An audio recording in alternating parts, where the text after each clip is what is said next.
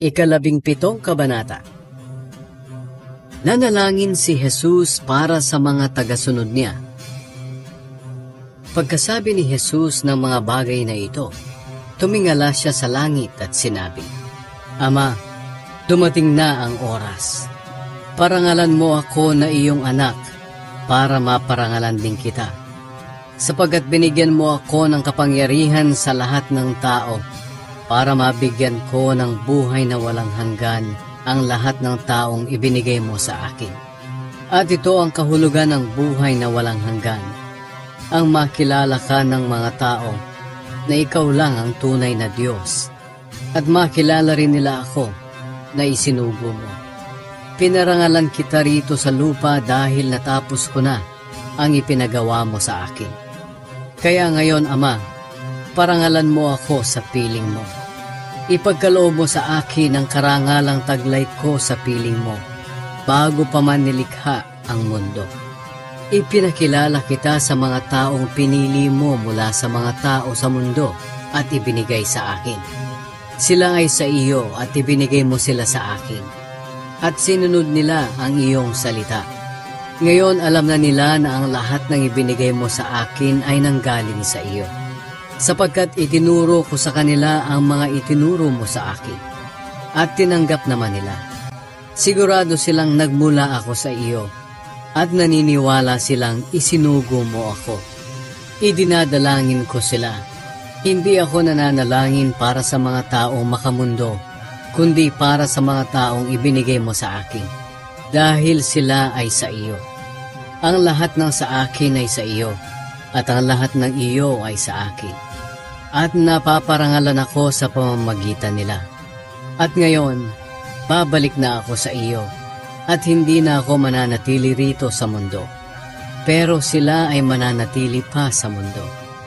Banal na Ama, ingatan mo sila sa pamamagitan ng kapangyarihang ibinigay mo sa akin, upang sila'y maging isa katulad natin. Habang kasama nila ako, iningatan ko sila sa pamamagitan ng kapangyarihang ibinigay mo sa akin. Iningatan ko sila at walang napahamak sa kanila, maliban sa taong itinakdang mapahamak para matupad ang kasulatan. Ngayon ay babalik na ako sa iyo. Sinasabi ko ang mga bagay na ito habang nandito pa ako sa mundo, para lubos silang magalak tulad ko. Itinuro ko na sa kanila ang salita mo. Napopuot sa kanila ang mga taong makamundo dahil hindi na sila makamundo, tulad ko na hindi makamundo. Hindi ko idinadalangin na kunin mo na sila sa mundo, kundi ingatan mo sila laban kay Satanas. Hindi sila makamundo, tulad ko na hindi makamundo.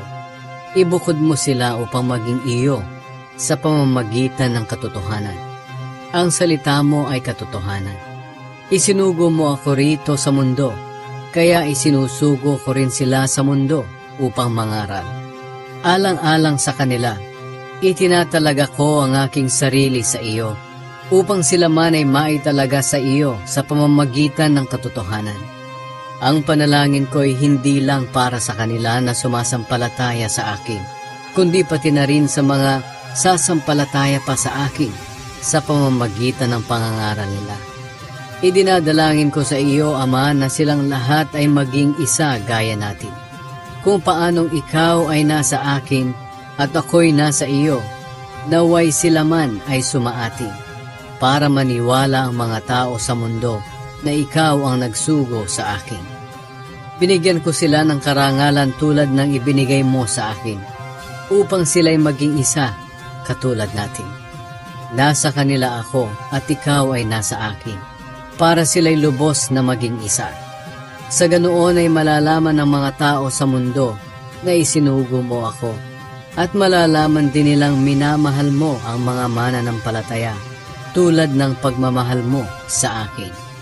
Ama, gusto ko sanang makasama sa pupuntahan ko ang mga taong ibinigay mo sa akin, para makita rin nila ang kapangyarihang ibinigay mo sa akin. Dahil minahal mo na ako bago pa man nilikha ang mundo. Amang makatarungan, kahit hindi ka nakikilala ng mga taong makamundo, nakikilala naman kita. At alam ng mga mananampalataya na ikaw ang nagsugo sa akin. Ipinakilala kita sa kanila at patuloy kitang ipapakilala upang ang pagmamahal mo sa akin ay mapa sa kanila at ako man ay mapa sa kanila.